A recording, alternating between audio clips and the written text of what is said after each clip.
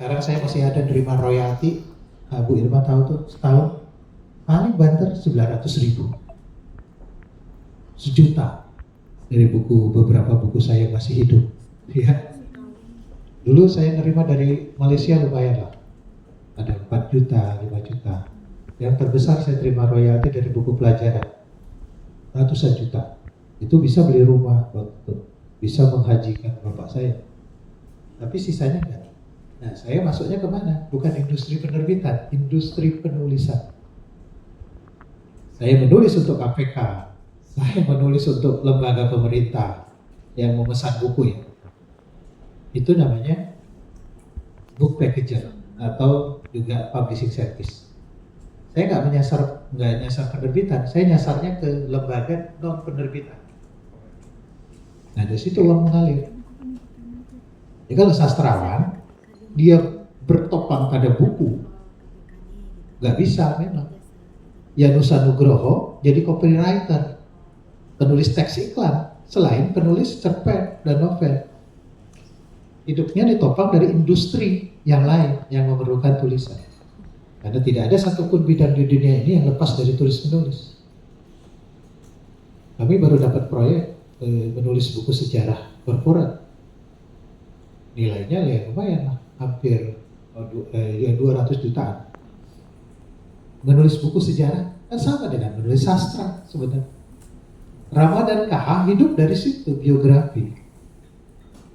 Arbletin Endah hidup dari biografi. Itu yang saya bilang industri penulisan, bukan industri penerbitan.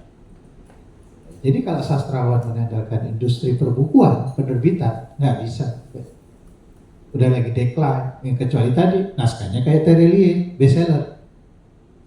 Kayak Henry Manampiring, non-fiksi, cetakan 80. Satu kali cetak 5.000, 80 kali 5.000 berapa? Hitung royaltinya, miliaran. Jadi penulis bestseller itu yang saya minta, saya bilang, Bapak penulis bestseller itu berapa eksemplar sih? Hitungan saya bestseller itu di atas 30.000 eksemplar dalam 1 tahun. Dia terima minimal 0,5 miliar lah, 500 juta. Baru dia bisa bilang dirinya penulis bestseller. Indonesia enggak, Bapak Ibu, enggak jelas bestseller itu. Cetakan pertama sudah ada di sini, bestseller. Rupanya di bawahnya ada, insya Allah. Apa-apa berdoa ya. Bestseller. Nah, bestseller itu 50.000 ke atas sebenarnya. Terjual dalam 1 tahun. Karena kita bisa hidup dari. Nah, kalau ada orang bilang, saya nggak bisa hidup dari menulis, Pak Bapak. Saya bisa, tapi bukan dari penerbitan. Saya dari industri penulisan. Ya, bahkan jasa menuliskan surat pun kita terima. Jasa menuliskan apa? Kemarin KPK terakhir kita dapat memperbaiki buku, merevisi buku kampanye sosial untuk anti korupsi. Itu saya terlibat 2023. Kami jadikan bukunya.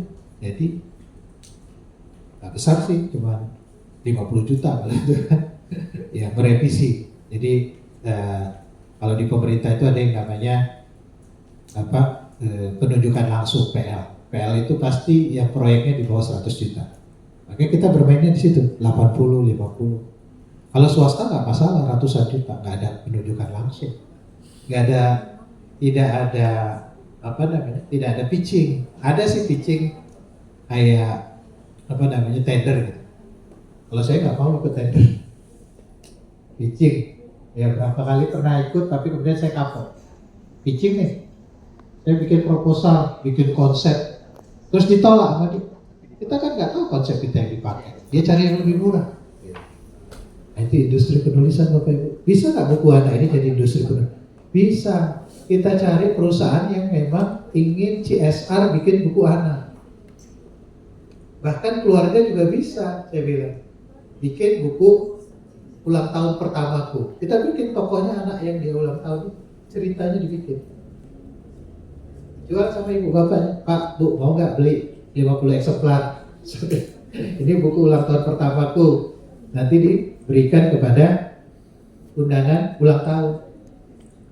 Itu Bapak Ibu. Asal Bapak Ibu jangan menganggap ulang tahun kan bid'ah Bapak. Nah, ya udah nggak jadi kita bikin buku ulang tahun.